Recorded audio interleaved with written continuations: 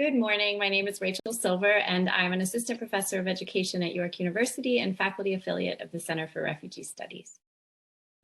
And I'm Don Dippo, and I'm a faculty member in education and the co-director of Borderless Higher Education for Refugees.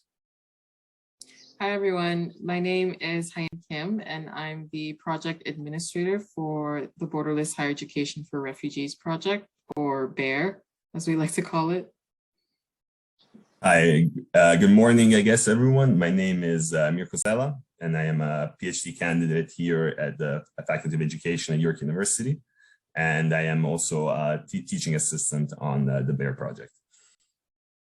Hi, everyone. I'm Kassahun, Hiticha, a graduate student at York University, and currently working also as a peer mentor for the Co3 students, Co3 undergraduate students based in Dadaab.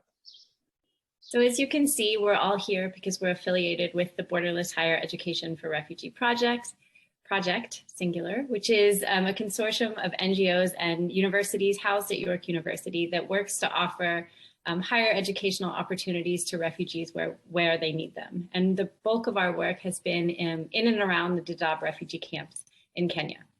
So for our presentation in June, we'll be focusing on a paper that Mirco, HaEun, and Kassahun co-authored together, which I'll let Kassahun briefly introduce. Okay, thank you, Professor, for giving me this opportunity. Our paper was like the impact of COVID-19 on provision of tertiary connected learning, unveiling the potential and the limits of distance education in the refugee encampments of Dadaab.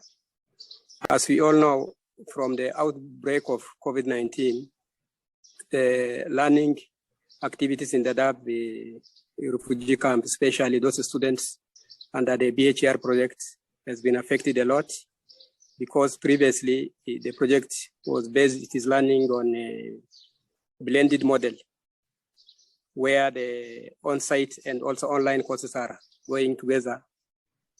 We have managed to overcome some of the challenges, but it was some of the things we are not prepared for. It was a very learning experience, but it was also the challenging one. Thank you. Okay, thank you, Kassahun. So as a final, before we sign off, we will give some recommendations for things to do when you are attending the summer school and visiting Toronto. My recommendation is that you seek out the Textile Museum, which is right downtown around Bay and Bloor. I think it's a very worthwhile experience when you're here in the city. So coming from Italy, I mean, the first thing that I looked for when I was in Toronto was a beach. And so I have to say that Scarborough Bluffs are actually, they present themselves quite well to the eye, let's put it that way. It's at times I would compare them to almost being in the Caribbean. I've never been to the Caribbean, but that's how I imagine it in a sense. So it's a nice place, and hopefully as soon as the restrictions come down and ease off, it would be a nice place to go, I think. Well, I am Korean, so my recommendation for something to do in Toronto is Korean barbecue. There's some good places downtown near Christie Station, but also good places up in North York.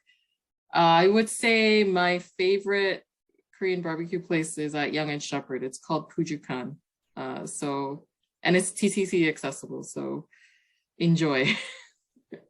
And finally, Toronto has a pretty amazing ravine system, which one doesn't necessarily know or read about unless they're told. And my favorite is Cedar Vale Ravine. It's a long trail in the middle of the city where you can kind of feel like you're outside of the city and take a hike, and it's very well used by locals. And so nice to feel like you're away, kind of to Mirco's beach idea. So thank you, and we look forward to seeing you all.